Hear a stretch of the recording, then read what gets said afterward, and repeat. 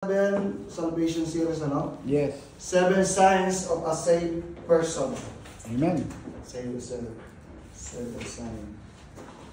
Parang relevant dito sa topic natin kanina. Dito kayo naman, Mark of a Christian, no? Ito naman, signs of a saved person. So, lahat kayo may kopya? Lahat po, kompleto. Okay. Sige nga po, pakibasa po yung 1 John 5:13. Sino po ang pwede bumasa na? Nasa first page po, screenshot ko na lahat sa... Sign mo na po. 1 John 5. Sige, ako naman basa. Nagbabasa na si... Hindi natin nagbabasa na si Joseph. Ah, sige. Sige, basa ka. Kaya pa.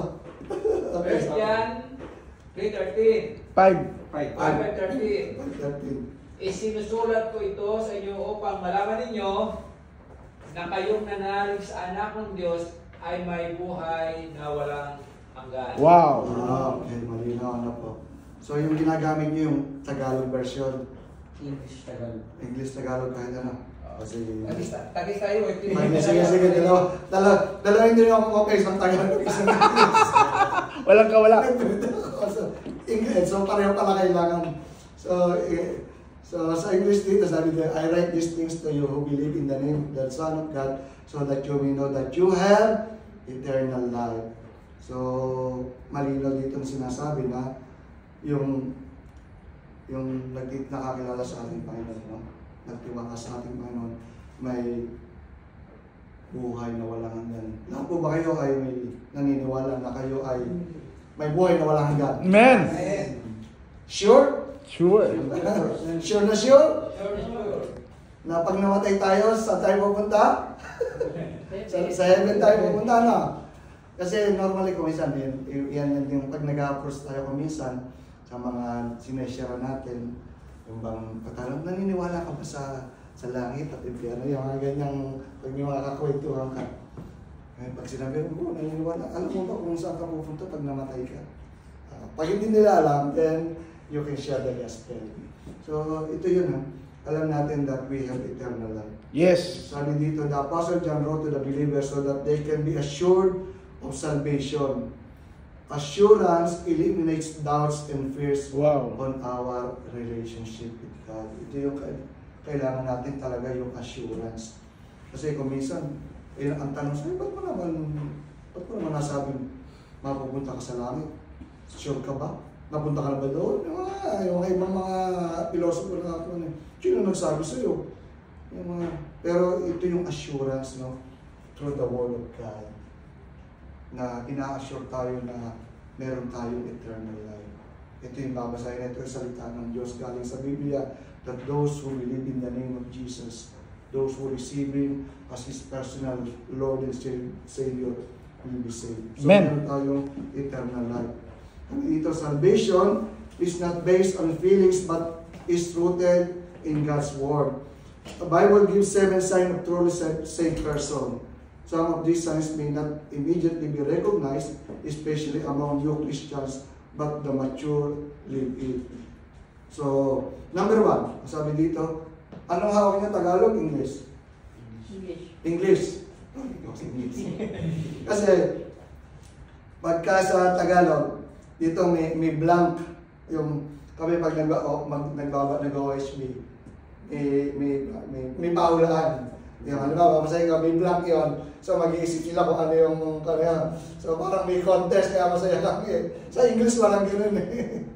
So number 1, sabi dito, the Holy Spirit bears witness inside of us that we are indeed God's children.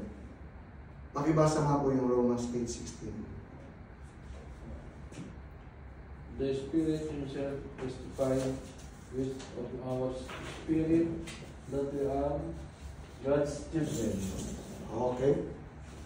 Yung Espiritu mismo, no, is our witness na nagtetestify na anak tayo ng Diyos. Sabi dito, when we receive Jesus Christ, the Holy Spirit enters our hearts and bears witness that we belong to God. So, parang package din, no? Nung makatanggap tayo sa Panginoon, kasama yung Holy Spirit, no? kasamang pumasok sa ating buhay. So, Ephesians 1:13-14. Meron ba kayong Bible? Pakibasa po yung Ephesians 1:13-14. Sabi dito,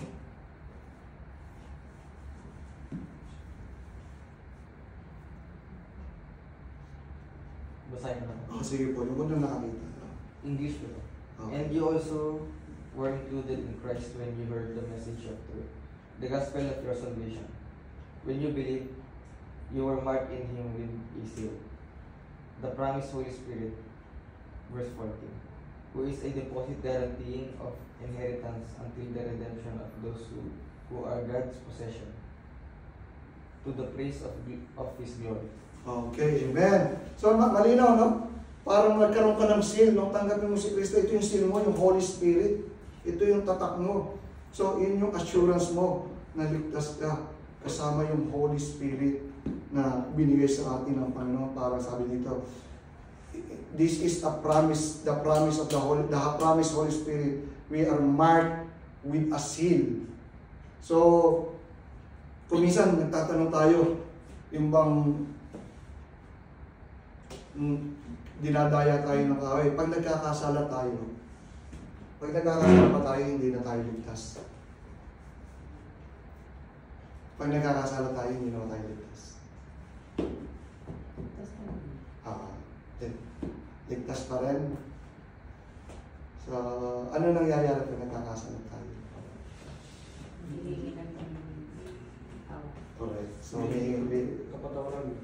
may kapatawaran. Sabi, if we confess our sins, He is faithful and just to confess them, He is faithful and just to forgive us and to cleanse us from all unrighteousness. Alam niyo po yung pag nagkakasala tayo, parang magulang yan eh. Pag nagkakasala pa sa atin ang anak natin, hindi na natin sila anak. Anak pa rin nila. Same thing, no? Sa ating God, Father, no? Pag nagkakasala tayo, anak pa rin tayo ng Diyos. Yes. Pero tumihingi tayo ng tawad. Sabi na first naman, He is faithful and just to forgive us. So hingi tayo ng tawad. Ayun nasisira pag nagkakasala tayo sa Diyos. Alam niyo, nasisira hindi yung relationship. Pag nasisira yung communication. Yung makikipag-usap natin sa Diyos. Diba tayo pag nagagalit, may kasalanan yung anak natin, hindi tayo nag-uusap na nagkakatampulan. Yung anak natin, kayo nagagalit sa anak nyo, o kung minsan yung anak nyo nahihiya sa yung si nanay, papalamig muna. So, not necessarily pag nagkasala ang anak nyo, ibig sabihin hindi nyo na si anak. Anak pa rin. But the communication is being broken. So, mahingi lang naman, nanay, tatay, sorry. Sorry po. Kung minsan, tahimik lang eh, yung mga gesture na gagawa nila sa bahay, maglilinis na to say sorry. Pero naintindihan nyo na yun. Alam nyo kung paano mag-sorry yung mga anak nyo sa inyo. So, ganun yun. So, tayo, kuminsan, yun ang daya ng kaaway eh. Hindi ka naman niligtas kasi ginawa mo to. Hindi ka naman mapapatawad ng Diyos. Hindi po totoo yun. Delikado. You have eternal life. Meron term yan sa ibang grupo eh. Yung yung sa INC. Tiniwalag. Tiniwalag ako nga. Pag hindi ka umaayos. Pag sabi, nalalamig ka na kapatid, hindi ka nag-iika po. Nalalamig ka na. So, ganun. So, ito yun. We have eternal life, through the Holy Spirit, in yung seal sa atin. Secondly, sabi dito, pakibasa na yung second dito. Obedience to God's commandments. So, pakibasa po yung John 14:23-24.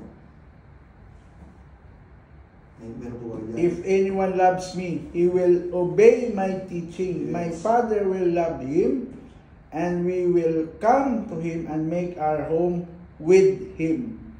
He who does not love me will not obey my teachings.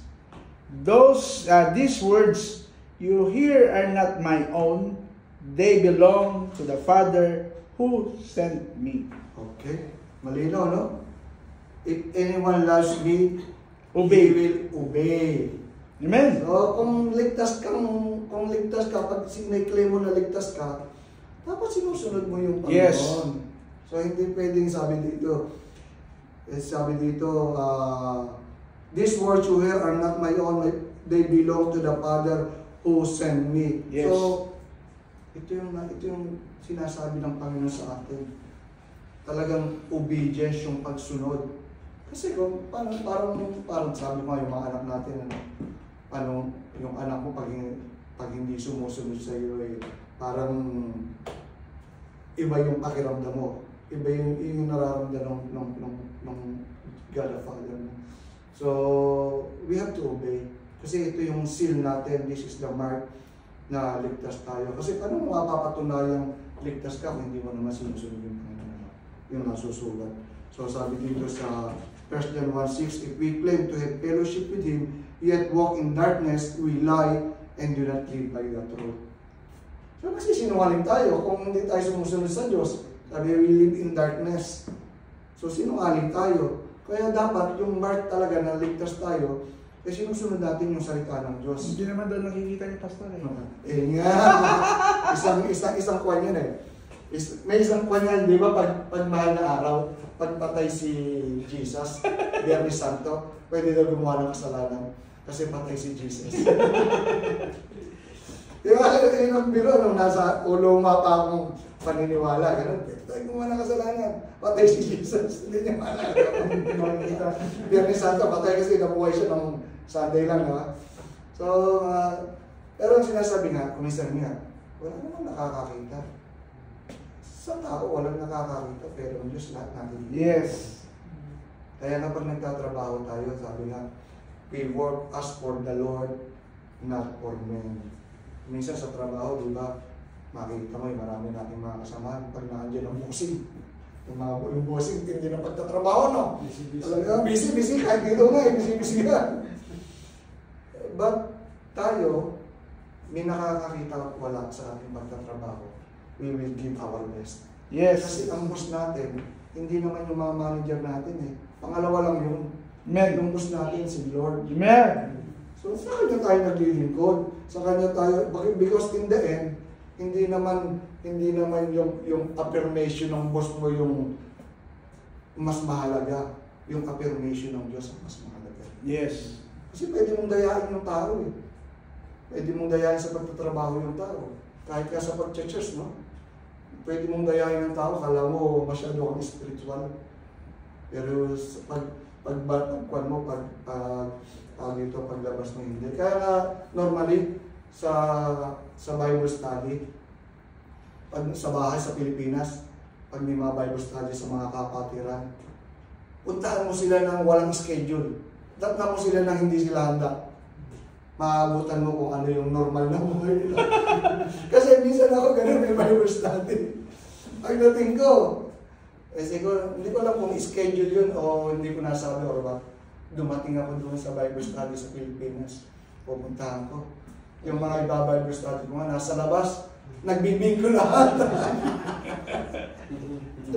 Parang ako may naiya. Pero hindi ako nakatuloy. Nag-aalag ko pa sila. Nag-google pa yung iba. Sabi ko, pero hindi mo naman sila may mga bago-bago lang naman. So talagang tawag dito, yung puso mo pangahawakan mo na magtiis para sa kanila, no? Panalangin sila. Hindi naman kasi instant yung pagbabago. Transformation. Oo, hindi naman instant. May mga taong gano'n, medyo Glory to glory. Pero hindi majority gano'n. Tsaka hindi maging reason din. Oo, isa. Kailangan sa inyo magmumula to, Pastor, pakitaan mo sila ng magmumula. Correct. Kasi yun nga, sabi ko sa yung living testimony, no? Binabasa tayo ng tao sa paligid natin. Pag hindi ka nakakita, talagang po yun, no?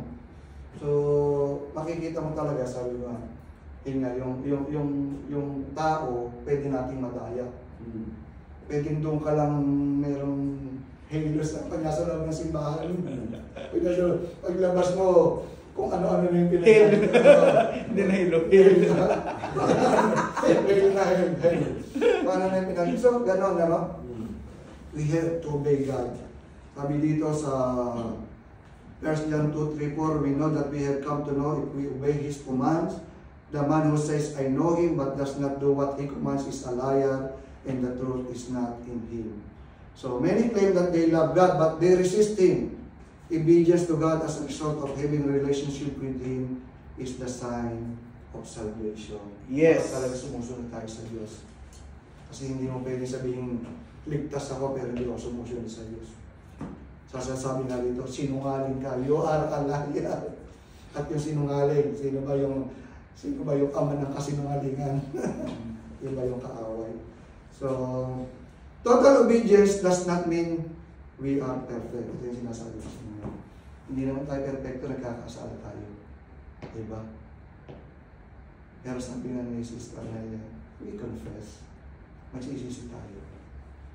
Kasi, kung talagang Christian na tayo, naandun yung feeling ba na, yung parang guilt feeling ko nagkasala tayo.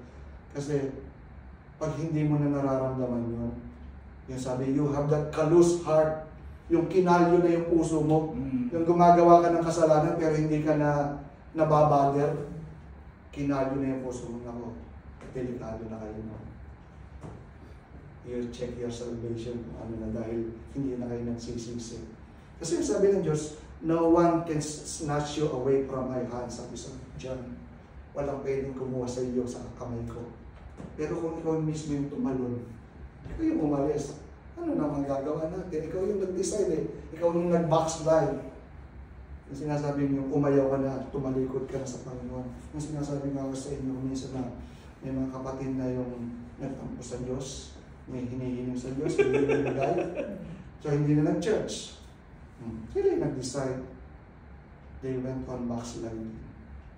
Nagtampo. So, ano maliligtas yung mga sila yung nag-decide. Pero hanggat naandun kayo nagtitiwala kayo sa Diyos, hindi kayo mawawala sa kamay ng Panginoon. May kuna ko lang pa Pastor Japs. Yung karanasan na totoo, yung dati na sa Qatar pa lang ako, yung word na obedience, nagba-Bible school ako doon, pero nagmimilagro ka pa rin sa labas.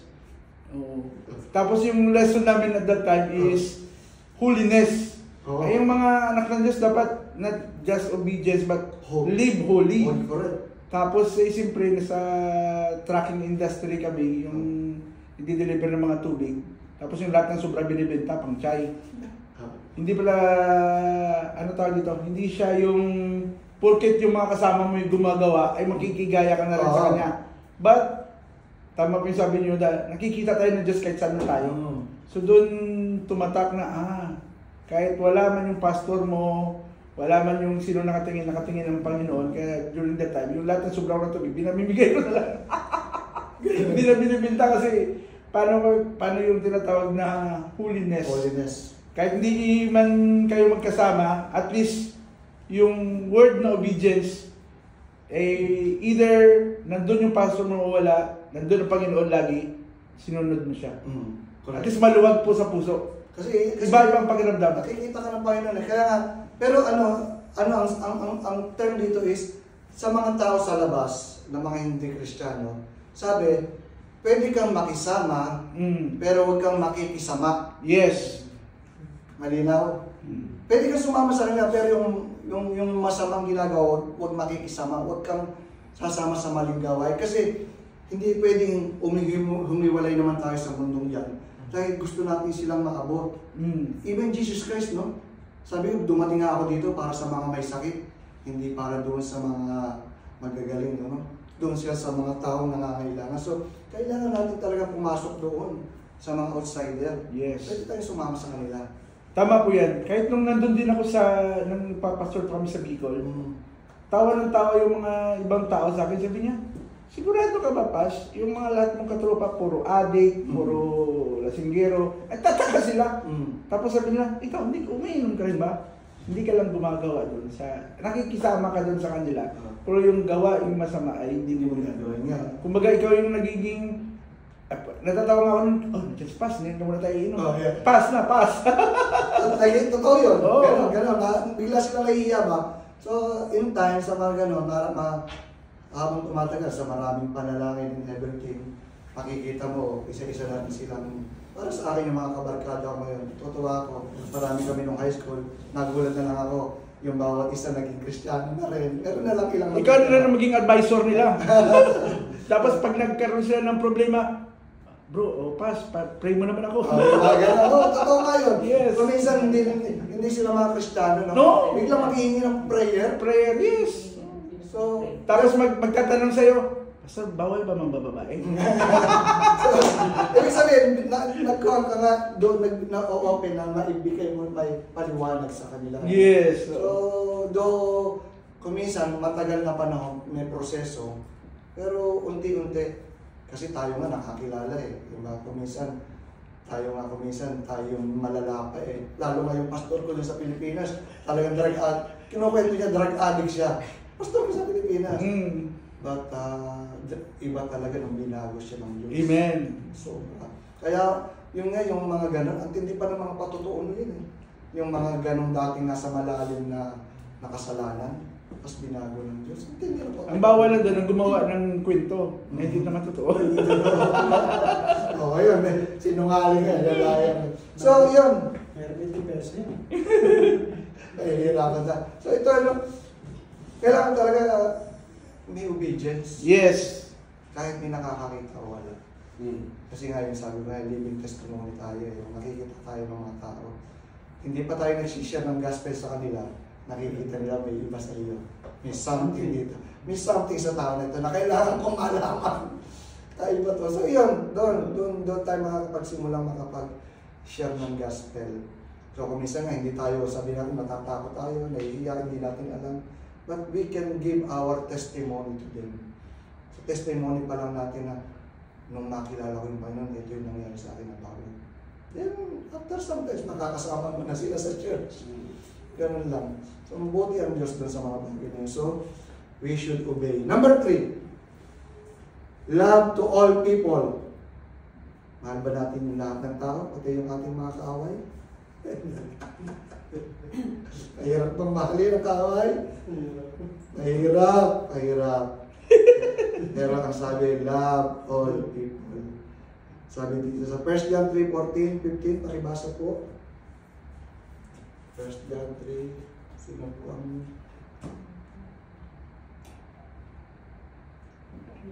And 3, chapter 3, Ano po sa inyo, son? Basahin ako. Sige po. We know that we have passed from death to life because we love our brothers. Anyone who does not love remains in death. Anyone who hates his brother is a murderer. And you know that no murderer has eternal life in him.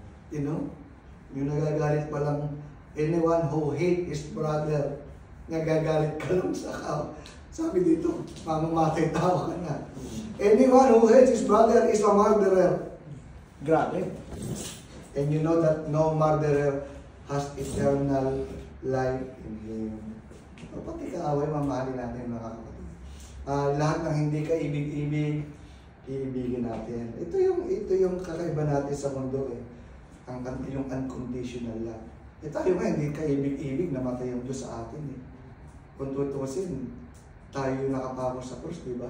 Kung gusto natin maligtas, dapat tayo yung nagbayad ng kasalanan eh.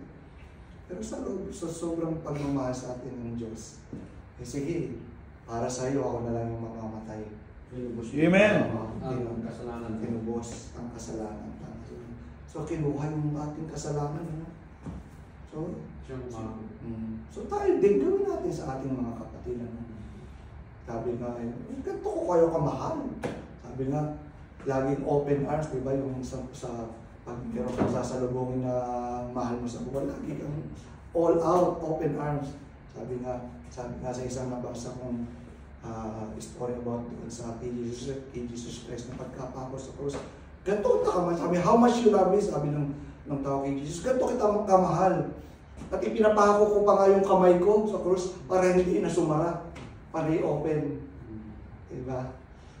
And I even let them nail my hands in the cross so that it will not close again. May open ang Diyos sa atin. So, ganoon din tayo doon sa ating mga kapatid. Amen? So the passage says that love for others, including enemies, no, indicates that we are saved. We can now do the command of Jesus to do good to those who hate us. In Luke chapter 6, verse 27, sabi dito, but to you who are listening, I say, love your enemies, do good to those who hate you. Ano? Ang hirap, ano? Love your enemies, do good to those who hate you. Gawa mo daw ng mga puti yung mga nagagalit sa'yo. But we should do it. Sa biyaya ng Panginoon. Sa sarili natin, hindi natin ito magagawa. But through the grace of God, yung Holy Spirit na nasa atin, through the Holy Spirit, magagawa natin ang bagay na ito. Pwede nating mahalin yung kaaway, pwede nating gawa ng mabuti yung mga nagagalit sa atin. Alam niyo yung term na kill them with kindness. Kill them with kindness. Alam mo, pag ginagawa ka ng masama, gawan mo sila ng mabuti. Yes, correct. Kill them with kindness. Kasi, pag ginawa mo sila ng mabuti, nakaganti ka na sa kanila. Yun ang ganti mo. Kill them with kindness. Kasi, sabi nga, din mararamdaman nila yung pag-ibig mo talaga sa kanila. Nahiya pa sila sa'yo. Yun nga, correct. Papatayin mo sila ng pagmamahal mo, ng kabutihan mo. Mura lang daw ang child. Bigyan mo ng child, kahit nagagalit ka sa kanila. Kasi, may isang kwento nga dyan, natatanda ko, alam niyo, sa Pilipinas, di ba may bukid? May bukid. Pag nagpapatubig tayo, no? May pump na pag dry season, may motor na continuous yung may flow ng tubig, may water pump. So, yung tubig nung nagpapatubig na ng unang farmer, so binabasa niya yung farm niya. Pero yung kabilang bukid, ang ginagawa, binubutas yung tubig doon tumutuloy sa kanya. So pagpunta niya kinabukasan sa gabi papatubig, tuyo yung kanya. Pero basahin sa kabila. So, pabasahin na naman. Uli yung unang farmer yung kanya. Tapos, yung ito namang pangalawang farmer na madaya, magbubukas na naman ang iba niyang pitak ng lupa. Doon na naman pupunta yung tubig. Wala na gano'n. Wala. So, ang ginawa ng unang farmer, nung sumunod na gabi, una niya tinubigan yung sa kabila. Tinubigan niya yung kabilang inaagaw ng tubig niya. Tapos saka siya, pagdating ng pangalawang farmer, hiyang-hiya siya. Hiyang-hiya siya. At nanghumingi ng tawa doon sa unang farmer. Kill them with kindness. Papatayin natin sila sa pag-ibig natin. Papatayin natin sila sa kabutihan natin. Huwag tayong gaganti ng mali. Gaganti tayo ng tama. Dapat tadyaw na yung lagyan ng child. Palulunurin natin sila sa pagmamahal natin. Tadyaw. So, gano'n na, love our enemies. Sabi dito sa tapos na sa 1 John 4:7-8. Nakita niyo po ba yan? 4:7-8.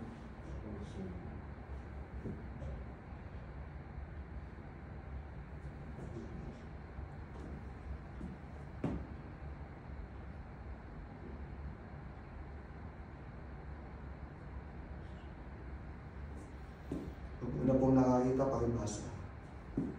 1 John chapter 4, verse 7-8.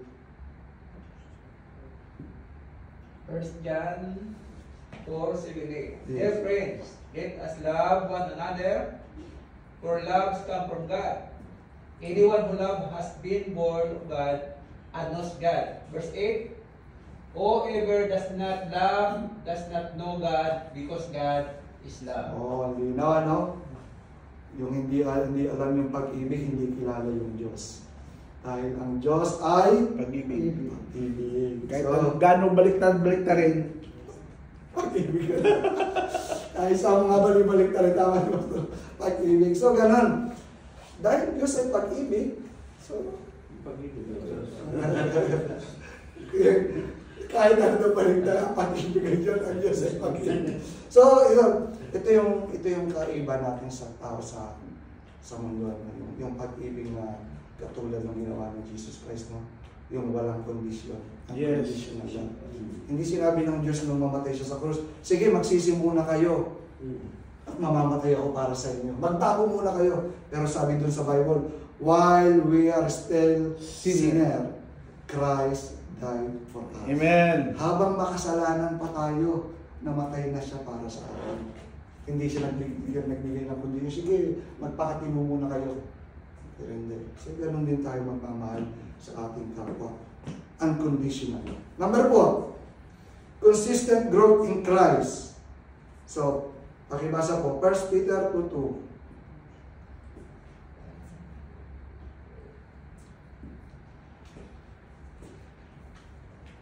Sign naman. Okay. Like newborn babies, crave pure spiritual milk, so that by it you may grow up in your salvation. So, kailangan daw lumalago, consistent growth in Christ. Hindi ka yung bang tinanim tapos namatay na agad. Dapat consistent yung paglago natin. Sabi dito, crave pure spiritual milk so that by it you may grow up in your salvation. So para kang baby na umiinom ng gatas. Habang tumatagal, then pag matlaki ka na, solid food na. So minsan yung sinasabi dito yung gatas, yung mga basic teaching mo. Lumalago ka sa mga basic teaching. Yes. Then pag tagal-tagal, solid food na, yung mga doctrines and everything. So unti-unti ka lumalago. Hindi lang doon sa mga tinuturo, kundi doon sa buhay natin, kung paano tayo mamumuhay, kung paano tayo humaharap sa mundo. Dapat lumalago tayo. Kasi hindi po guarantee na 20, 30, 40 years ka ng Kristiyano, malago ka na. Marami po akong kilala ganyan. 30 taon na pong Kristiyano, parang hindi yata lumago. Bunting. Parang kuminsan nakakatisod pa sa mga luwak, sa mga umaten. Kasi yung magiging Kristiyano kasi sa personal thing. Yes. Sa personal relationship. Hindi porket marami kang alam, magaling yung Kristiyano ka na. Sabi nga ng pastor kong nandun sa Pilipinas, yung paglilingkod sa Diyos, yung pagiging Kristiyano, hindi patalinuhan, patinuan. Yes. Depende po sa paniniwala. Depende yun. Kailangan talaga sinusunod yung tama. Kasi pwede mo kabisado yung Bible, balik-balik na rin mo, kahit anong tanong, masagot mo. Yung buhay mo naman hindi umuugma. Baligtad. Diba? So, wala rin. Wala rin. Hindi nga patalinuhan, it's patinuhan yung pagiging Kristiyano. So, dapat lumalago tayo. Sabi dito, growth cannot be stopped among newborn babies. Physical growth indicates life. Spiritual growth is a sign that we are born in God's family. It may be slow, but consistent growth in God is a sign of our everlasting life. So hindi kahit mabagal, sabi dito, slow but consistent, tuloy-tuloy. Hindi yung bumalik ka na, huminto at nag-backward ka na, nag-backslide ka na. Dapat kahit mabagal, pero unti-unti tuloy-tuloy. So lalago tayo, and you are marked already. That is a sign of an everlasting life.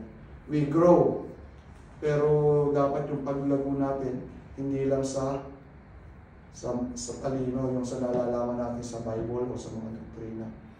Yung paglago natin, yung character. Yan sa puso. Sa puso. Talagang sabi ko nga sa inyo, paano ka papaniwalaan kung matalino ka sa Bible, yung buhay mo naman, o ugali mo naman, talumas doon sa itinuturo mo. Hindi tayo makaka-win ng soul. Pero dahil nga namumuhay tayo ng may paglago sa ating karakter, mas malinaw na yung pinapakita natin that we are a saved person. Kasi yung tinuturo, ito yung nakikita ng tao sa labas. Ito yung makikita nila na lumalago tayo. Kuminsan nga, sabi nga, hindi mo na makita yung tunay na Kristiyano sa kalipunan ng maraming tao. ngayon.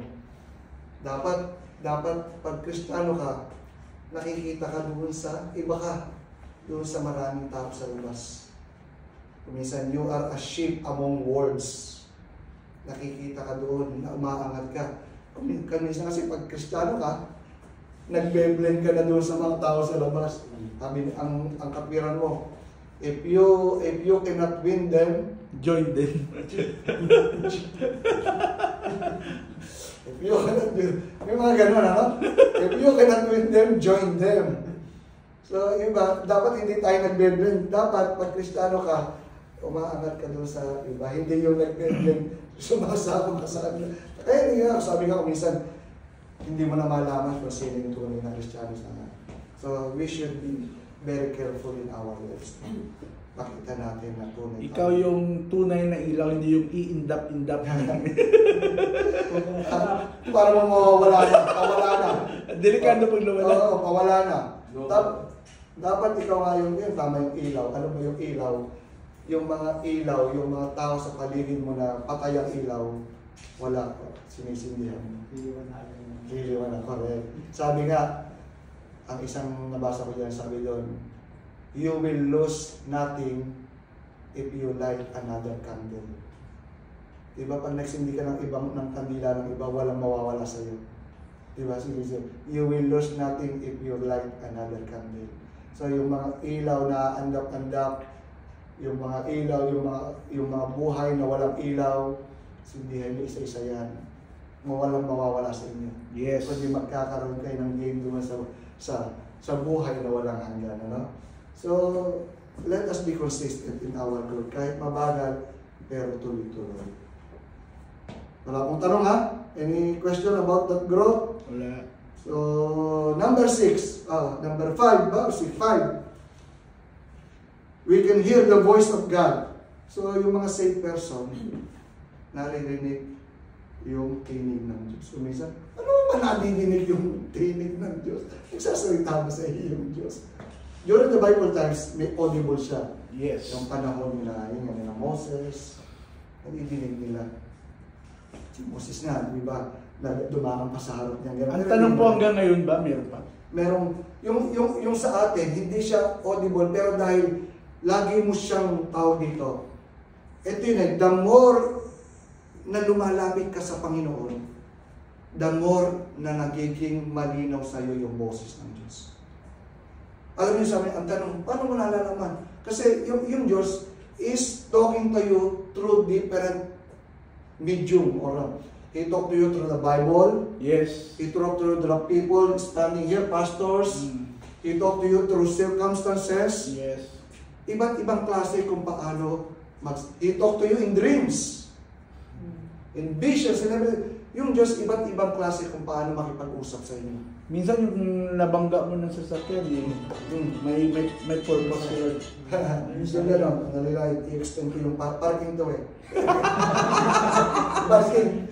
Inalam ako, para alam ko na Tama. na hindi siya, ilang beses na ako napay ng parking. 180 pa naman yan. Minsan, ayaw, 150 to 200, gano'n. So, kailangan ko... Saan ka nag-park kuya? Yes, sa Ay, hindi ka nag-park doon sa big building natin? Sa Hindi harap po. mo? Sa harap, hindi po. Dito lang sa harap. Libre kasi parkingin natin doon eh. Tamad paglakad, hindi ko pa naisip. Tuloy-tuloy lang dito. So, ganun po, no? Dapat nadidinig natin yung boses ng Diyos. Dahil kung hindi, paano natin malalaman yung kung minsan may mga personal siyang dealing sa atin eh.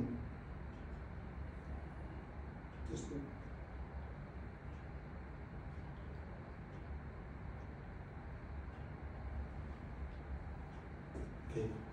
So, sabi nga, kailangan dito, sabi dito, when he has brought out all his own, he goes on ahead of them, and his sheep follow him because they know His voice.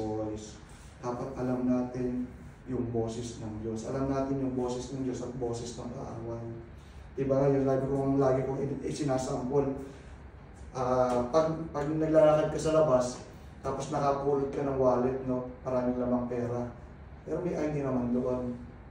Eh, kailangan mo ng pera dahil sa luwa, kailangan mo sa Pilipinas, someone may sakit doon sa Pilipinas. Kailangan ng pera. Pagpulot mo, answer prayer. Pero may mga ID yung kwan. So yung bulong na nakaaway sa'yo, uy, para sa iyo yan. Kunin mo yun, kailangan mo ng pera, di ba? Paano pag walang pangalan po? Paano pag walang pangalan? Ay, hindi natin, bibigay natin. Tanong natin kung paano sa atin, hindi ko masasagot. Pero normal, binibigay sa mga pulis. Dinadala. Wala rin polis. Atin na. Pero mga pulis normal, binibigay sa pulis talaga. Tapos, ang nagkaka-award pa nga may mga award, may mga pero ganito, meron ganun, di ba?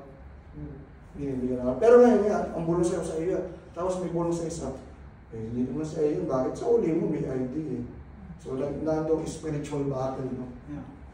So, nadidinig mo. Mayroon kasi ako, may instances talaga na nangyari sa akin yan. Kaya Yung during the mission work namin, papunta, di ba every sa atin sa Assembly of God, meron tayong SOS, church planting po palagi. Papunta kami ng Isabela. Doon sa bus na yun, wala nang natirang tao. Okay. Tapos nagtanong ako, may naiwan na, alam mo yung pera na naiwan, yun din yung pinapanalangin ko na pera. Sakto. Sakto. Walang labis, walang kulang. Tapos nagtanong ako kung kaninong wallet ito, tapos kahit yung tindira doon sa bilisan, hindi sa akin yan lahat. Di, kinip ko. Kasi wala namang tao, yung bus, kami na lang yung last na bus. Di ba kung nag-Isabela, nagbabus? Di ba may mga stopover? Kami na lang yung last na bus na naiwan. Wala na lahat ng bus nag-alisa. So wala na. Kaya kinip ko yung kwan. para sa akin, walang pangalan. Walang pangalan, walang number or something. Tapos tinanong ko yung, akala mo, 6 kami doon na magkakasama kami sa isang nagmi-mission eh. 6 kami doon, wala nakakita, ako nakakita. Talagang, tsaka sakto ka mo yung... Insakto din doon nung, hindi ko naman tinignan kung, nung binuksan ko, natatawa ko kasi insakto doon sa hinihingi ko na, na amount. Di ba? Is that a provision or, matagal na nangyari yun eh. Pero sa akin kasi, yung conviction mo naman normally kung wala ka namang parang self-guilt doon or something dahil wala namang tao, walang pagbibigyan. Wala na iwan. Kung kanino lang mapupunta, tapos ipinag-pray mo na sakto sa kwan. Kaya nga. Parang gano'n Pero kung may mga chance talaga, dahil iba sabi ko sa'yo, dito, pag may ID, bigay isang uli mo, tapos ibigay mo sa police and everything. So, yun yung mga bagay na kung saan, nandun yung hindi mo naman siya ninakaw o pinag-interesan mo. Dinadala ni Lord yung pastor sa Angel. Hindi talaga ako. So, first time ko na-encounter na gano'n. Actually, sinaulit ko man. Ayaw man tanggapin ng tindira kasi sabi niya, hindi naman sa kanya. So, that is for you. Ang gano'n. So, minsan may mga bagay na gano'n. Pero, ang sa puso mo naman, talaga alam mo sa sarili mo, hindi ka naman mag-i-interest So, nandun yung puso mo na ibigay. Saka yung mga kasamahan ko na nagmi-mission, sabi ko, kanino ba ito? Hindi rin niya, sa iyo ko yan. Sa iyo. Ibig sabihin sa iyo yan. For you. Dahil, yung sabi ni Kan, binigay ng angel sa akin. So, kung siya, balik naman yung reason na gano'n. Pero pag may ID tapos kinuha mo, wala naman pong ID. Parang hindi mo nakita yung ID doon, tinapon mo yung ID. Saka alam ko naman pag may mga consequences na ganyan, hindi magiging, lalo na kasi sa church planting, sa mission, if there is single sin na ginawa mo during the field, maapektuhan yung buong team. But we thank God, naging successful po yung church planting namin. Yung pera na yun na binigay sa amin, naging sobra, binigay ko rin, pinamili ko sa mga pangangailangan nung pioneering pastor na doon. So, talagang nagamit sa paglilingkod.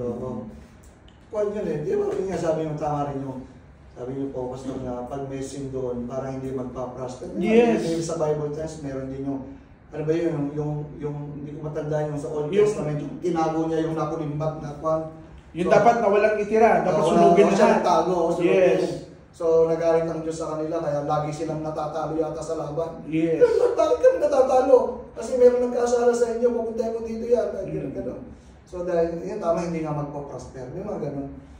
So ito yung bagay na dapat nating tingnan na we should hear the voice of God. Kumisa kasi madaya yung kaaway, yung bulong. Okay? Sabi, yung yun nga, nakita mo, may ID nga yung wallet. So, para sa akin yata ito kasi kailangan ko ng pera. Hindi ko na makapansin ni Lord. Yung bulong ng kaaway yung nadinig mo. So, dapat yung bulong ng Diyos yung nadinig mo na ibalik niya. That's it. So, alam niyo every day there is a spiritual battle going on, ano? May battle talaga. Lagi kang, pag may gagawin kang tama, may bulong doon na huwag mong gawin. So, lagi naglalaban yung spiritual. Lagi may gera sa buhay natin na binabantayan din tayo ng Diyos. So, dapat talaga tayo be sensitive. Yes. Dapat lagi tayong ingat. The more na lumalapit ka sa Diyos, the more mong nagiging malinaw sa iyo. Kasi nagiging malinaw sa iyo yung boses ng Diyos. Sa mga panalangin mo, mga revelation, makikita mo magtatagpo-tagpo. Yung confirmation. Oo, lahat. Confirmation nga rin. Pag nabasa ka ng Bible, ito yung nabasa mo, biglang sinabi ng pastor, ito rin, ito yung sinabi doon sa, nabuksan mo yung television mo, may nasasalita doon. Hindi nang sinabi na ito yung gusto mangyari sa buhay mo. So, Pinaparinggan na. ay, yung iba gano'n, nagagalit. Iba nagagalit. Pagka nag-preach ka sa, Nakatamaan. pag nag-preach ka dito, tapos sa church, paglabas mo na, pagkatapos ng preaching, paglabas ko ng church, lalapitan ka, patiran, pinaparinggan mo naman ang posto. Hindi kayo pinaparinggan, kayo ang kinakausap ng Diyos. Hindi ang malala nun. Lalo na pagbago sabi niya, sinismis yata ko na pastor. Hindi naman alam ng pastor. Oo. Ibig sabihin, hindi kayo, isa kasi iba akala ganon. Pinaparinggan naman ako yung tinutumbok ng pastor. Hindi nga alam ng pastor kung ano yung problema mo. Kinausap ka lang ng Diyos. Hindi yung sabi ni Diyos, pinaparinggan. May mga ganon. Totoo Diyos yun. May mga ganon sa church. Nakatambo sila. Dito sa atin. Maring biro o maring birong totoo or what? Wala na po dito sa picture niya. Sasabihin niya. Nag-OSB na eh. Sabi nung gano'n, mga biro, pastor yan, pinaparinggan mo naman ako. Pero gano'n, dapat maging malino sa atin yung boses ng Diyos. Amen. Pero actually dun sa confirmation, actually I was so thankful na every now and then nagpe-pray kami. Sabi ko, ito yung, hindi ko naman sa kinuha na, Lord, sana ganito yung magiging, yung desire ba? Alam na sa atin, wala tayong tema kung ano yung i-preach. Pero yung natatawa ko nung nakaraan, sa mustard seed kay Ate Rox. Tapos sabi ko, hoping na, kasi bago pa tayo, mag-grow tayo. O, ngayon, yung topic mo about true... Oh, sabi ko, wow! It's a confirmation na tama yung direction natin. God has given us one spirit. Yan yung, pero hindi ibig sabihin na yun. Nagpaparinig. Kasi, totoo po, it's a confirmation. Ay, sinasabi ko, hindi natin alam. Hindi ko naman tinanong kung anong dapat i-preach. Yes. Tama yung past kasi before, una-una ko na pag-attend ng fellowship sa Hong Kong first time sabi ko, bakit alam ng past ng buhay ko? Hindi ako nakakita. Ako talaga yun. Sabi ko, ako talaga yun. So, naintindihan ko later on that God spoke to me. Sabi ko, ibig sabihin yung message para talaga sa akin. So, first time nakakita, pero message sa akin. Chismis yata kay Pastor ng buhay ka. Magkakilala lang kami after ng preaching. Sige, gano'n. May mga convection. Kami talaga. Kasi nga, ngayon pag nagmamature ka na, naiintindihan mo. Pero pag bago ka, katulad nga si Pastor Jay, hindi nga alam mo, mukhang pinaparinggan ako, pinapatabahan ako ni Pastor. Hindi mo kilala yan.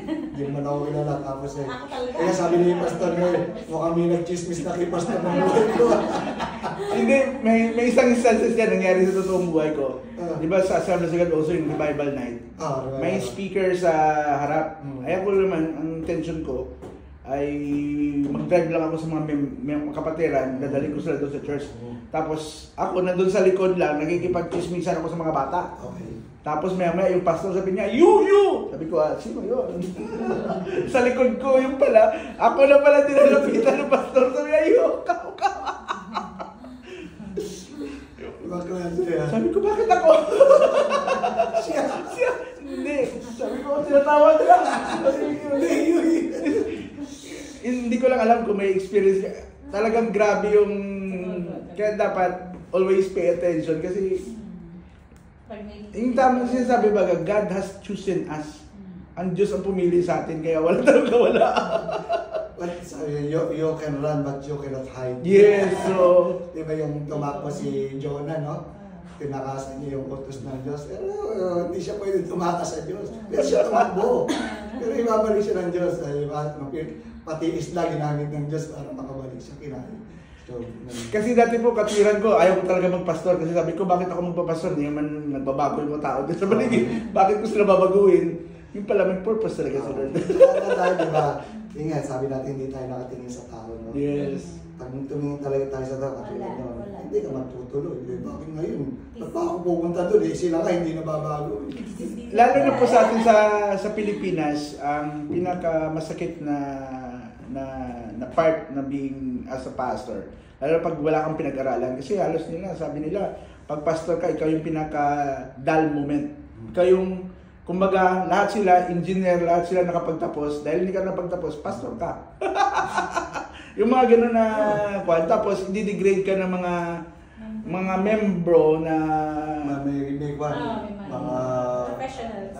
Professional. Eh, si pastor, ganito lang eh. Si pastor, ganyan lang. Pero... sabi ko, wow. At least na unti-unti na sa ngayon, mga katulad ng mga pastor ng mga matatanda doon na naiwan sa section namin dati. Umiyak ako kay sana hoping na baguhin yung mabago. At hoping na wala yung kultura na gano'n na i-degrade. Kaya thank God nung nag-umpisa yung OHB na ang laging pinapaalala ni Pastor Jess na lahat tayo kamanggagawa. Walang mataas, walang kwan. Hindi level. Kamanggagawa tayo dito sa Sharjah lahat. Totoo yan kasi, pero ako, siguro ang masasabi ko naman, mas mataas, not necessarily yung pagpapastor is profession, is a ministry. Mas mataas siya sa lahat. Yes. I believe. Sa mga matured talaga. I believe. Kasi there is no higher calling, no greater honor, kundi yung maglingkod sa Panginoon. Pero may mga principle pa rin.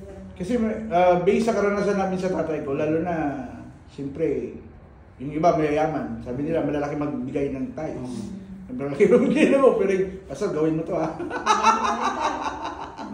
May ganun din sa amin. Oo, grabe. Pagka yung malalaki magbigay ng tithes or mga professional, gusto nilang manipulahin yung church. Yes. Gusto nilang pasunodin yung pastor sa kanila. Hindi. Sabi ko, bakit gano'n? Paano maglilingkod ka all out? Wala kang inihintay doon na. At least we thank God for this OHB na ma-open. Naging malinaw. Yes, malinaw. Na ang sinusunod natin, ang Panginoon. Oo, hindi necessary. Yung mga disciple ni Jesus Christ, hindi naman engineer. Mangingisda nga. Businessman. Oh, business. Di ba? Hindi naman sila. Doctor. Ang lang doon si Dr. Luke, ang isa sa doktor. Tax collector. Isa tax collector. Pag tax collector ka ng panahon na yun, ay sinusuko ka ng tao. Ayaw, ikon ka. Kasi nga, mapang-agaw ka ng pera ng kaya ko nila. Tataksan ka na. Parang tayo, nag-advance tax dito. Ganun din sa kanila. Kukunin ng lahat ng kabuhayan. Kaya nga, pag in-example, bakit si Jesus Christ kumakain doon sa kasama yung mga tax collector? Galit na galit sila, hindi ba nila alam yung tao na yan? Napakamakasalanan ng tao na yan. Kaya nga si Juan, di ba si Zacchaeus? Di ba tax collector yun? Naghingi siya ng tao. Ibibigay ko ng 3 times yung mga nakuha ko sa inyo. Ganun yung pera na nakuha. So, ibig sabihin, tayo talaga yun nga yung sinabi ni Pastor Mike. Yung calling natin is mataas talaga. Kung in spiritual perspective, ang calling natin sa Diyos eh. Ang boss natin yung Diyos eh. Yes. Yung profession, lahat, engineer, doktor, yung mga bagay na yan, lahat lilipas yan eh. Mawawala, temporary. Pagdating din, pag sabi nga, pag dumaan niya sa apoy ng pagsubok, matutunaw lang yan. Sa refiner's fire, lahat lang ng material things, tutunawin lang, walang lulusot yan. Ang lulusot yan, yung paglilingkod mo sa Diyos. Amen. Hindi naman tatanungin sa langit, di ba? Hindi naman Tapos mo. Hindi naman tatanungin, engineer, dito ka sa special one. Hindi naman yun ang tatanungin, ano. So, kung minsan, yung ganun yung thinking ng marami.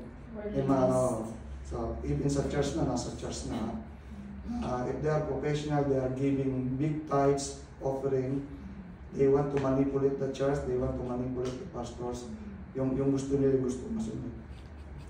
Nangyari sa amin yan before, yung aming church, before, bago pa ako dumating, sabi yung church na pinagkuha na namin is binigay ng pinagsasambahan, bigay ng isang miyembro.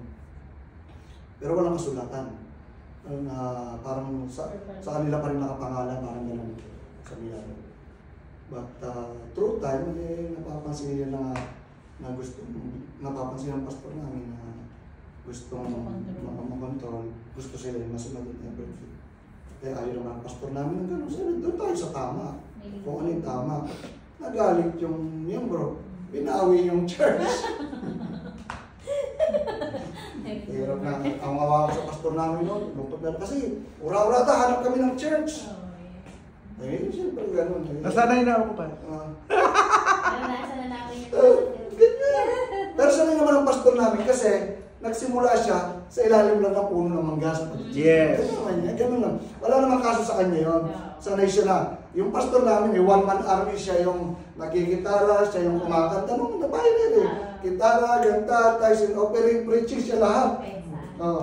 Ganon katindi yung pastor na yun. One-man army. Siya lahat. So, hindi po siya matatawa sa mga kaya nakakalungkot sa mga miyembro namin gano'n. Ura-urada na gano'n. Hindi nila nakita yun. Ura-urada, umupa kami ng isang lugar, upa lang hanggang. Sa ngayon, meron na kami magandang Praise church. God. Yes. At marami nang na-produce na pastor doon sa aming church. So, mabuti ang Diyos, mabuti ang Diyos. Kaya nga, Very versatile. huwag tayo magpatakot. Basta nasa Panginoon tayo, walang problema. Sana happy lang tayo, katulad ng preaching kanina. So we hear the voice of God. Amen. Sabi dito, one name associated with God is children is sheep. So the verse says that the sheep hears and follows the good shepherd, but the goats do not hear and recognize his voice. So tayo yung mga tinatawag na mga sheep. Pag sheep, alam mo yung boses ng pastol mo. Yun lang yung sinusunod niya. The believers empowered by the Holy Spirit receive revelation from God. So 1 Corinthians 2:9-10. 1 Corinthians 2:9-10. However, it is written, what no eyes has seen, what no ear has heard, and what no human mind has conceived, the things that God has prepared for those who love Him. These are the things that God has revealed to us by His Spirit. The Spirit searches all things, even the deep things of God. So, dahil sa Spirit na yun, na nasa atin, yung nakikilala natin ng Diyos, nagigiling natin ng Diyos. Because we have the same Spirit. No? Yes. Yun yung nakikita natin. Hindi Spirit na kung ano-ano. Kaya nga sabi, do not get drunk. Kasi pag drunk ka, for that is necessary that be filled with the Spirit. Hindi yung nalasing ka, Espiritu ng alak, yung do not get drunk. For that is, sabi nga, but be filled with the Spirit, yun ang sabi sa sabi. So, mag-post tayo ng Espiritu at malalaman natin at maridinig natin din yung boses ng Diyos.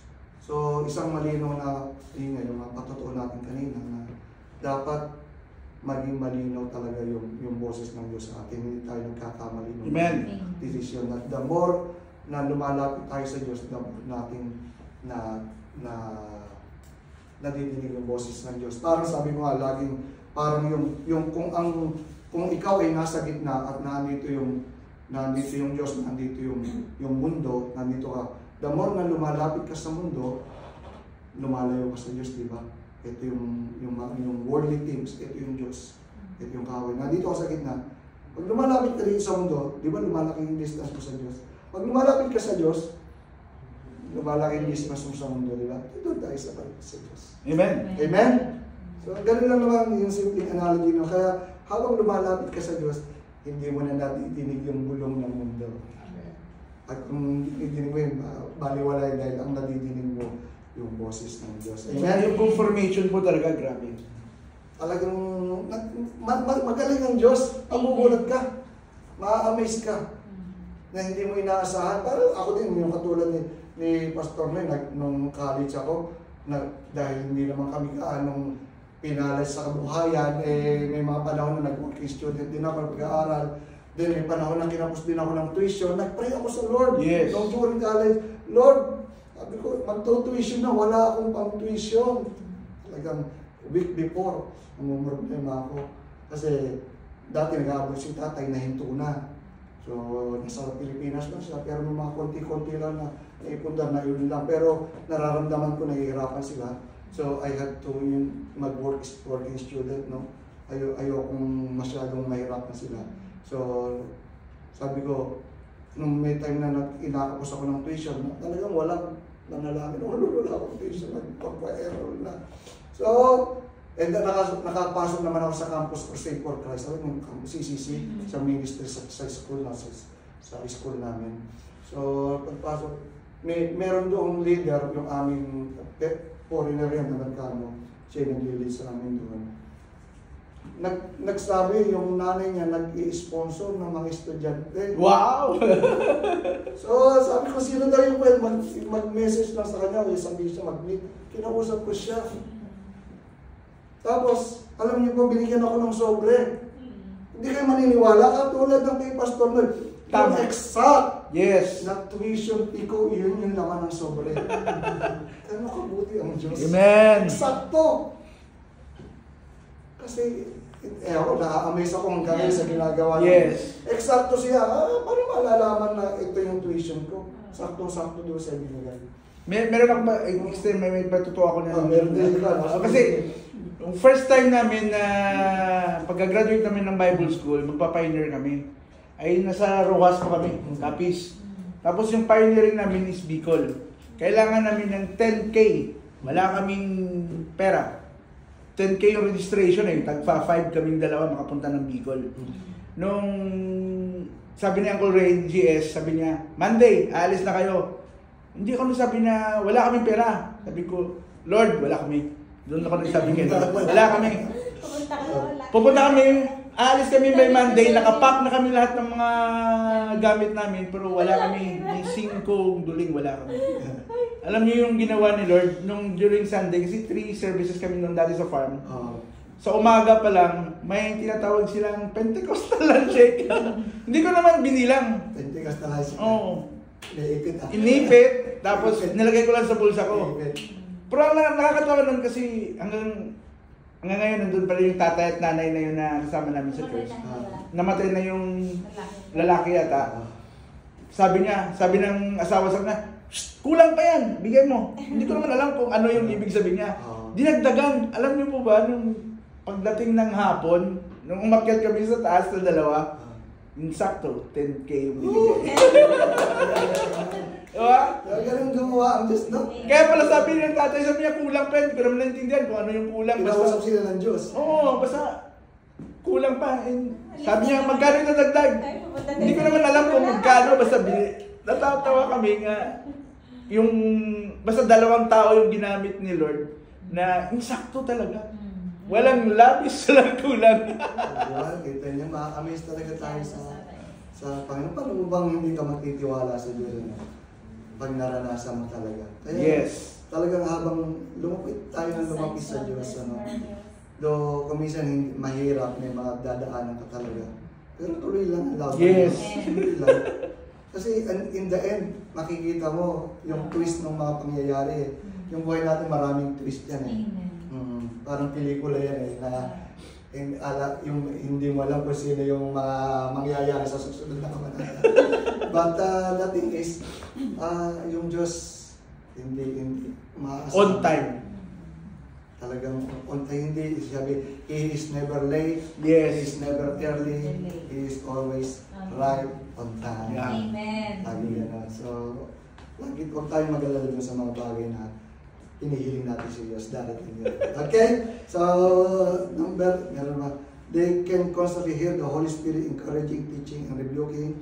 The children of God hear the voice of the Father. So, yun yung kailangan natin, no? Kung mga anak tayo ng Diyos, nadidinig natin talaga yung boses ng Diyos. Maging malinaw sa atin yung true time, no? Sabi nga may mga confirmation. Number 6, service to God. Ito yung isang na tayo ay anak ng Diyos. Naglilingkod tayo sa Diyos. Pakibasa po yung Malakay 3:18. And you will again see the distinction between the righteous and the wicked, between those who serve God and those who do not. Okay. Makikita natin yung distinction ng righteous at wicked dahil doon sa ating paglilingkod sa Diyos. Yes. Kasi pag hindi ka naglilingkod, hindi ka masasabing tunay na Kristiyano. Ligtas ka. Hindi, kasi hindi mo sinusunod yung utos ng Diyos eh. May term yan sa Tagalog, PPP. Ano yung PPP? Ilonggo yan. Ilonggo pala yun. Yung sa Tagalog pala, TTT. Taga-upo, taga-tanaw, at taga-tanawan, taga-upo. Mahirap na Nakalimutan ko yung isa. Yung sa amin kasi si Ilonggo, PPP. Pumko, pamati, pauli. So, yan yung walang ginagawa. As in, hindi naglilingkod, walang service. So sabi dito, our good works cannot save us, but those who are saved will do the will of God. Yes. So totoo yun hindi yung good works yung nagligtas sa atin, naniniwala kayo noon. Ang nagligtas sa atin si Jesus Christ. Alam niyo po kung good works ang magliligtas sa atin, naniniwala ba kayo na hindi natin kailangan si Kristo? Kasi gagawa ka lang ng mabuti, ligtas ka na eh. Ano yung list ni Jesus Christ, di ba? Pero hindi ganun eh. Hindi yung paggawa ng mabuti eh. Ang magliligtas. Ang sabi dito, pag ligtas ka na, ito yung byproduct ng kaligtasan mo. Yung paggawa ng mabuti. Yun yung fruit. Kasi ang iba sabi, sige, gagawa lang ng mabuti. Yung mga hindi masalabas, no? Pag magsisimba, magbabawas lang ako ng kasalanan. Gagawa ko ng mabuti, paano ko mamaliligtas? Siyempre, pag yung ginawa kong masama, tsaka ginawa kong mabuti, balansi lang. Parang gano'n. Pero hindi. Ang kaligtasan galing sa Diyos. So, sabi dito sa Ephesians 2:8 and 2:8-9, Ephesians 2:8 and 10.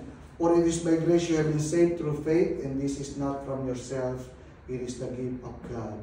So not by words, not by words, so that no one can boast. For we are God's handiwork, created in Christ Jesus to do good works, which God prepared in advance for us to do. So regalo yung kaligtasan, it is a gift from God. Hindi siya pinagtrabahuhan mo. Kaya nga kung minsan iba, nagtatanong, parang tugod to Petro na niregaluhan tayo ng kaligtasan. Wala tayong gagawin. Pero ito yung kaligtasan. Maraming ginawa ang Diyos. Yes. No? Sabi sa Mark 8:35, for whoever wants to save his life will lose it, but whoever loses his life for me and for the gospel will save it. So, kaya buhay sa paglilingkod. Kaya ang buhay. Anyone nagkinikip mo yung buhay mo, sabi will lose it. Pero ibinibigay mo yung Diyos, ang buhay mo para sa Diyos, and for the gospel, He will save it. So Ephesians 1:13-14, pakibasa po. Ano po kaya?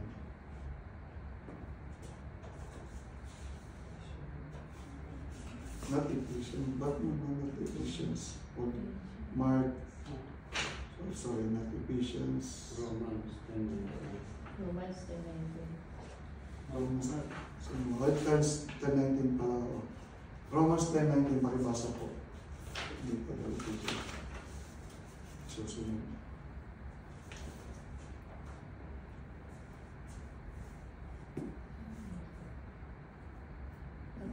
Nakakita po, pakibasa. Lapit na po po tayo ha. Isa na lang. Sorry po. But I see, did not Israel know?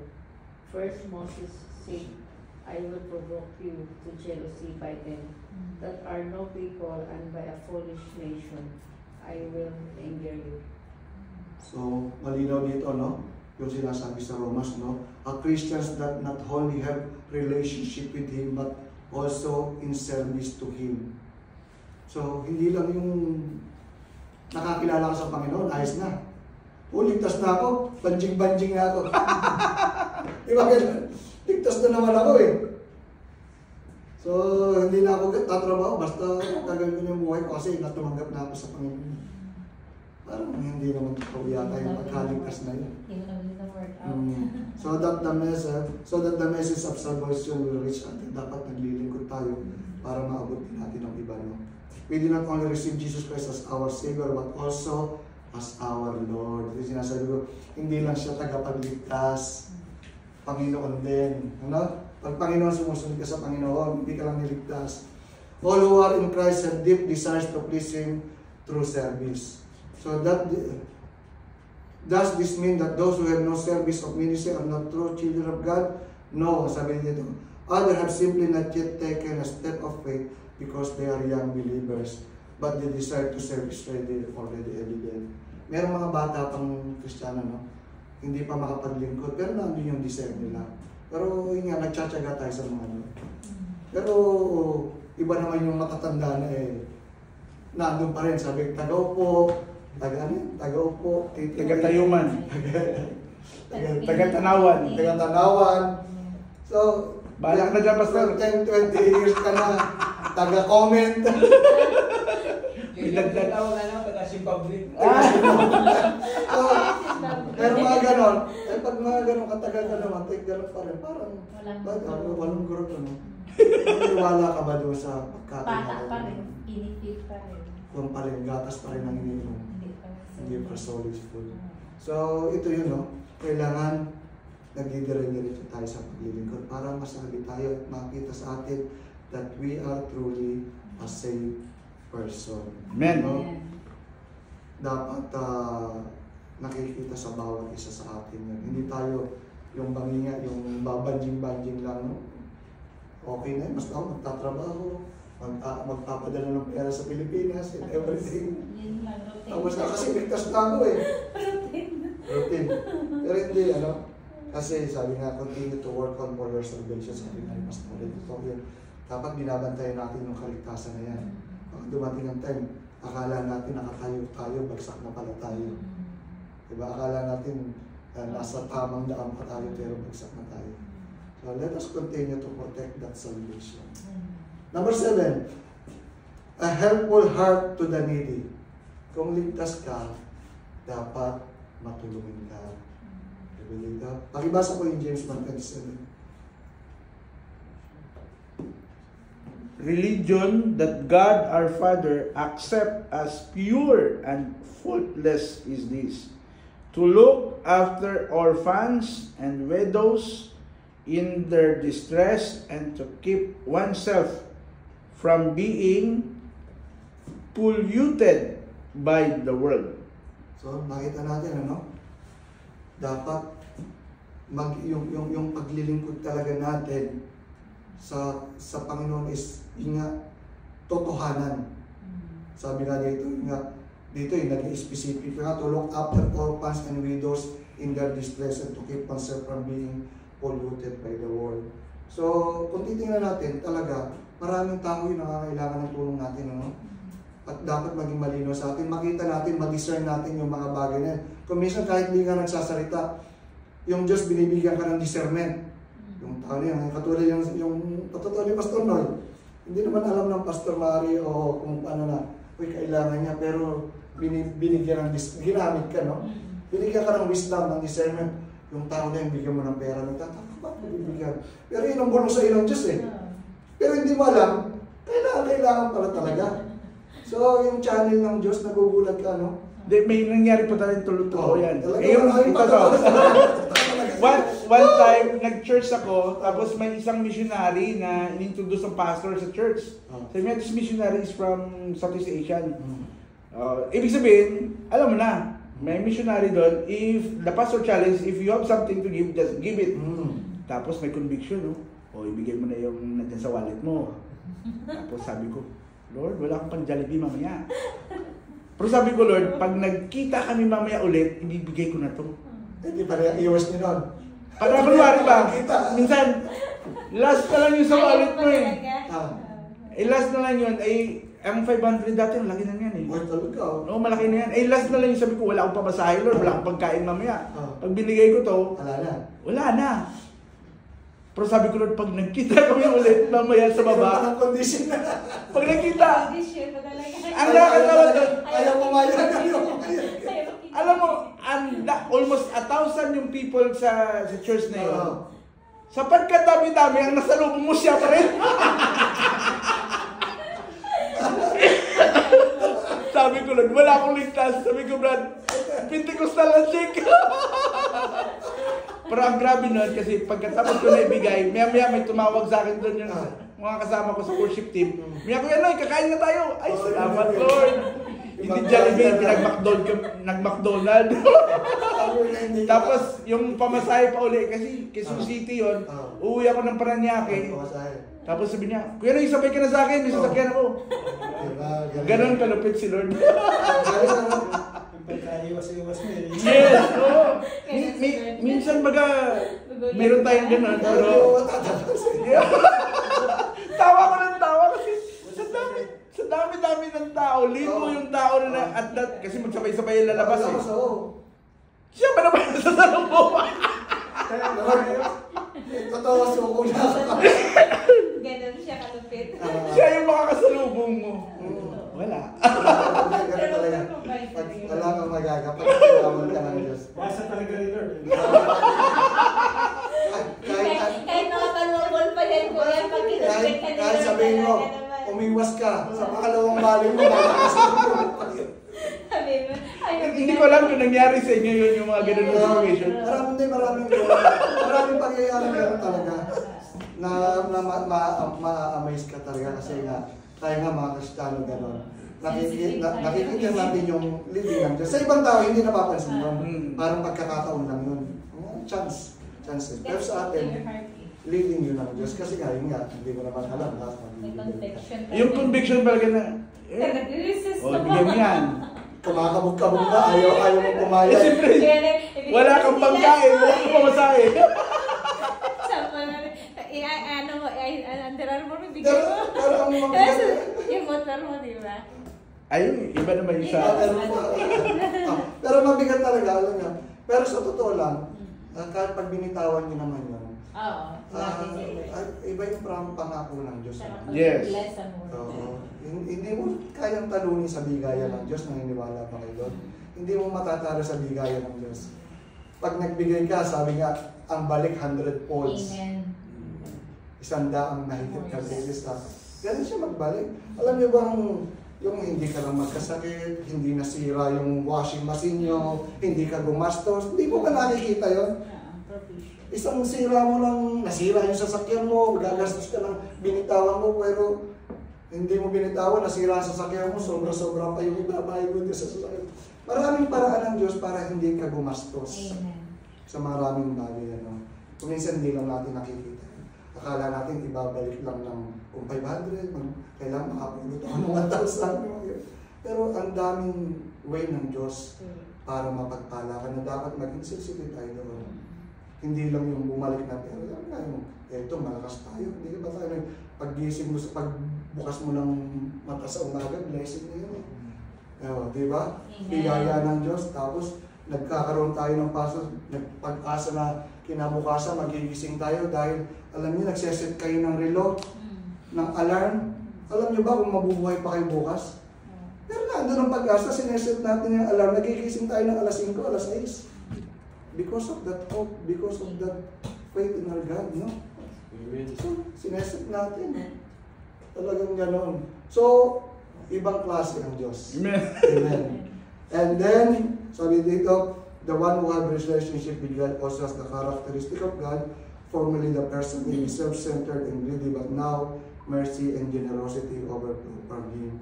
or to others. So yun ang kailangan talaga natin, na yung maging matulungan. We have already mentioned that the true believers are called sheep in John 10:3-4, and also talk about the sheep that God will separate from the goats when judgment comes. So yun yung analogy ng Bible, yung sheep tsaka goat. Yung sheep yung maayos, yung okay, yung goat yung hindi, yung analogy.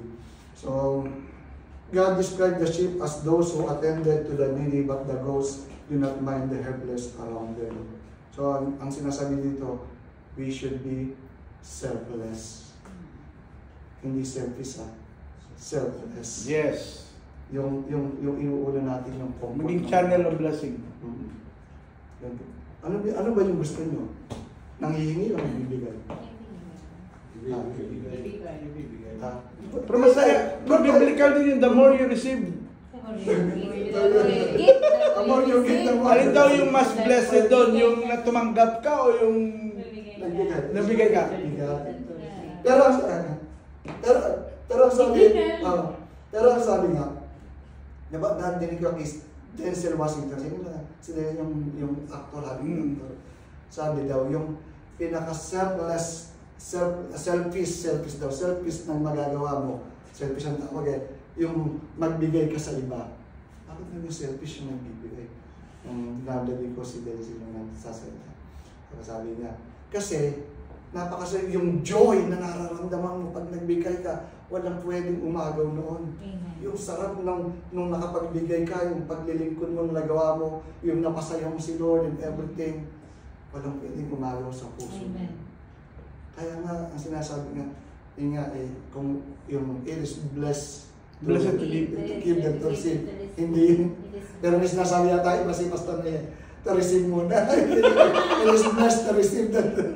Di ang paliwanag kasi ng tatay ko, ganun yan. Sabi niya, hindi masama yung tumanggap ka. Hindi masama. Kasi bakit po? Yung nagbigay sa'yo is an open door of blessing. Pag hindi mo daw tinanggap, ay baka i-close yung blessing ni Lord sa kanya. Kailangan tanggapin. Kailangan tanggapin. Yun yung katulad niyan sa dati nagmi-mission kami. Siyempre yung mga bundok, minsan nakakaya ka na mag-offer ng pagkain. Tayo minsan, i-refuse natin. Sabi ng tatay ko, huwag mong i-refuse. Hindi na ng blessing para sa kanya. Huwag mong maging hinder dun sa blessing na binigay ni Lord. Kasi yun, yung way ni Lord na tanggapin mo yung blessing na yun, huwag mo nang ubusin. Kailangan talaga. Then may isang kwento niya si Paul yung Gitso, yung sa Korea, yung siya tayo, parang siya yung may kwento niya. Parang nagkaroon ng kailangan ng pera ng church or something. So nag-announce ng offering, no? And everything. Parang may isang parang matandang mahirap doon o parang mega. Ang binigay niya meron lang siya ilang coins, tsaka yung kanyang bowl na hindi tinanggap ng pastor. Ay, hindi na po, okay lang po na, okay po para sa inyo po yan. Alam niyo na nagalit yung matanda na sabi niya, hindi ko ibinibigay yan sa iyo, binibigay ko yan sa Diyos. Yes. Yung mga ganun. Tanggapin natin. Kasi yung mga ganun, talagang out of their heart, ibinigay nila sa Diyos. Paano daw sila ipag-bless ni Lord kung sinirado mo na? So, always accept kahit na napakasakit man sa'yo, nakita mo yung pero sabi niya, way yun ng Lord. Tsaka sila yung nag-initiate. Yes. Yung faith nila, yung pananampalataya nila, kinuha nila, pumakbang sila ng pananampalataya na tinanggap mo.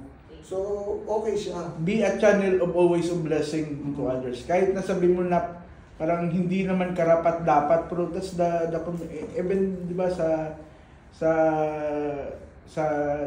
widow, so sabi niya, ganito upset kasi hindi mo malalaman kung ano yung way ni Lord na pag-bless. Kung talaga, kaya nga sabi nga, it's okay. Tsaka yung nga sabi ko, hindi mo talaga matatalo sa bigaya ng Diyos. Lagi babalik yan, ano? So, tapos na po tayo, application, so basahin natin to. Or are all the seven signs of saved person already evident in you? Ano yung nawa? Lahat ba kayo? Meron na dito. You have a helpful heart. And you have what you call this? The Holy Spirit is in you. Obedient to God's commandment. Tingnan niyo mga. So So, tingnan nyo sa sarili nyo kung ano yung pa yung kulang na hindi nyo na-experience, then work on it for that one, no? Para maipakita nyo na you are really a saved person. Amen. So, balikan nyo ulit, yung yun, no? Sa bahay, basahin nyo. Ano po ba yung hindi ko na dito, sa pito na to? So, then work on it, no? Mukhang madamot yata ako ngayon, baka kailangan mapagbigay mo na. Kasi di ba, helpful. So, yung mga ganun ba, parang ino-audit nyo yung sarili nyo. Magkaroon kayo ng self-reflection. Ngayon, nasaan na ba ako sa status ko ng aking pananampalataya? Ganun. Tingnan natin yung sarili nyo. Tsaka masaya po talaga. Masaya mag... Iba talaga. Sabi wala makakaagaw ng joy na yun. Amen. Wala. Yun yung pag naglilibos. Actually, Kuya Jap, isa yun sa mga challenge na lalo dati na sa Bicol kami, na ang paningin pa kasi ng iba, pag pastor ka, wala kang maibigay. That's the saddest thing. Kaya yung principle namin, kasi number one, Ilonggo kami, kumbaga kaugalian na lalo pagdating sa pagkain, maliliit na bagay. Pero doon yung nakikita na maliit man o malaki, talagang yung challenge is how to give. Nag-text type ka ng faith. Yes. Hindi lagi naman yun. Nag-initiate ka ng. So, okay siya. Maliit, malaki, yes. Hindi naman binibilang ng Diyos yung malaki o maliit eh. Iba nga yung nagbigay nga ng isang kusing, saka nagbigay ng malaki. Sabi, yung mas malaki sa isang kusing. Kasi lahat-lahat ibinigay niya na eh. Kasi yung mahirap, yung pera niya, binigay niya. Sabihin natin, 1 dirham lang, yung isa nagbigay ng 1,000 dirham. Pero mas malaki daw yung binigay na 1 dirham. Kasi out of his poverty, her poverty, binigay niya yung lahat. Kasi yung pagbibigay, this is not a question of what you give. Ang question, yung natira. Diba? Yung beggar nito, yung babae nito, ibinigay, wala nang natira sa kanya. Samantalang yung isa, sobra lang ng pera niya yung ibinigay niya, di ba? Pero isang natutunan ko rin doon, Kuya Jobs, is that when you learn how to give, don't expect but God something. Yung expectation mo mas 100-fold na wow. Nakagawa siya. Oh, iba. Kasi talaga naman hindi yun ang nature ng Diyos eh. Mapagbigay eh. Mapagbigay. Kaya masanay na tayong pagpalain ng Diyos. Yes. Yung Surely goodness and mercy. Susunod tumatanggi ka na, Lord, tama na. Kanya naman si Kuya Ruby, nalilito na kung saan niya tatanggapin. Namang problema yung iba sa pagkahanap ng trabaho, ito namang problema ang trabaho yung ibigay. So, yun ang blessing, no? Amen. Amen. So, are you experiencing constant spiritual growth? So, yun yung tingnan natin, dapat continuous tayo doon sa ating paglago. Kung sabi dito, why or why not, bakit hindi lumalago? Tingnan niyo yung sarili niyo, bakit hindi kayo lumalago. At kung minsan, kung kailangan niyo ng mga church leaders, pastors, para sa paglago niyo, kung may something, bakit hindi kayo lumalago, you can approach these people, no? Kasi kailangan natin lumago talaga. Kailangan natin lumago para doon sa mga tao pang naghihintay sa atin. And lastly, sabi dito, why is spiritual growth important? Bakit kailangan nga, binanggit ko na nga, kailangan tayo, yung kaligtasan natin, hindi tayo yung huminto lang. Yung 20 years ka na sa church, hindi ka tanaw, taga-upo, everything. Hindi ganun. Ibig sabihin, ano yung tawag doon? Yung bonsai ka tinayip ka, hanggang doon ka na lang. Bansot. Bansot. Yung alam pala na yung term, yung bonsai, bansot. Hindi ka na lumago. So, pag sabi dito, will faith increase without works? Hindi naman lalago yung pananampalataya mo kung hindi mo nasusubok yan. So, talagang kailangan talaga natin makita na sa ating paglilingkod, yung pananampalataya natin kasama yung gawa, sabi, faith without works is dead. Dead. Kahit na malalim kung hindi mo masusubok yung pananampalataya mo, kung hindi ka naman gumagawa. So, kailangan mo talagang gumawa, umaksyon. So, dito, tayo magkakasama dito. Papasalamat tayo sa Panginoon, nakakasama-sama tayo, gumagawa tayo, naglilingkod. and prayerfully na umabot pa tayo sa marami. Amen. Hindi lang tayo ganito. No? Yes. Katulad yan, yung people here come and go.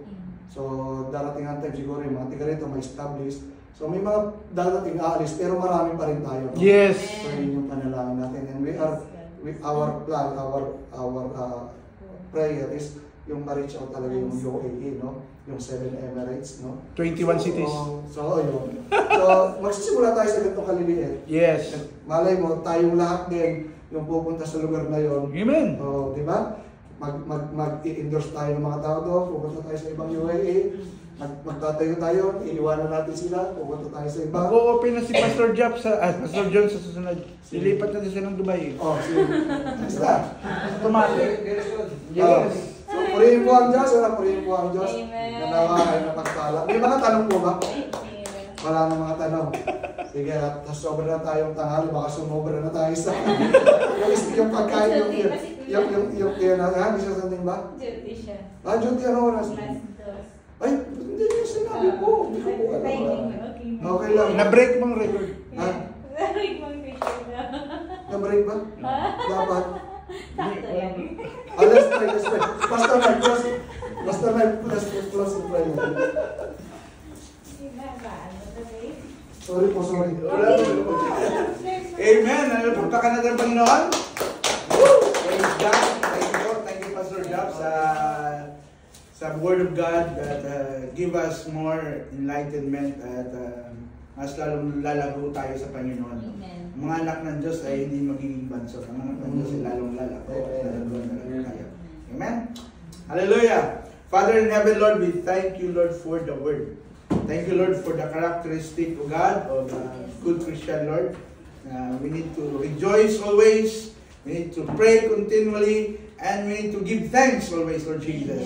Even, Lord, for the 7 signs of real salvation, Lord Jesus. Salamat, Panginoon, na ito ay may apply namin, not just a listener of the Word, but always doer of your Word, Lord Jesus. That we take the action of faith, Lord, in our life, Lord Jesus. Thank you for everything. Thank you for the whole week, Panginoon. Punuin niyo po kami at ingatan, Panginoon, kung saan mang lako kami ng mundo, Panginoon, dadalhin. Lord, let be your will be done. And Lord, use us, be a channel of blessing, Lord Jesus. Be a light and a torch, Lord Jesus, sa mga kasama namin, sa pamilya namin, lahat, Panginoon, sa katrabaho namin, Panginoon. Use us in a mighty ways, Lord Jesus. Thank you, Lord, for the signs and wonders and miracles, Lord Jesus, na gagawin mo sa buhay namin. Salamat, Panginoon, sa continue to bless everyone. Our family, Lord, loved ones, salamat, Panginoon, ingatan niyo po sila. Even naming bansang Pilipinas, we're praying, O God, hallelujah! Lord, na you bless our country, Lord Jesus. Even, Lord, the country of Israel, in Jesus' name, O God, you bless and protect every one of us. Thank you so much, Lord. Even the company that we are working, bless our company, Lord Jesus. And Lord, thank you for the wisdom and the knowledge, Lord, that you're going to give every one of us. And thank you for the anointing that you're going to lead our life, Lord, sa mga tao, Panginoon, na madadala namin sa iyo, Panginoon. Thank you so much, Lord. We give you glory and we give you honor, Lord, in Jesus' name. Amen.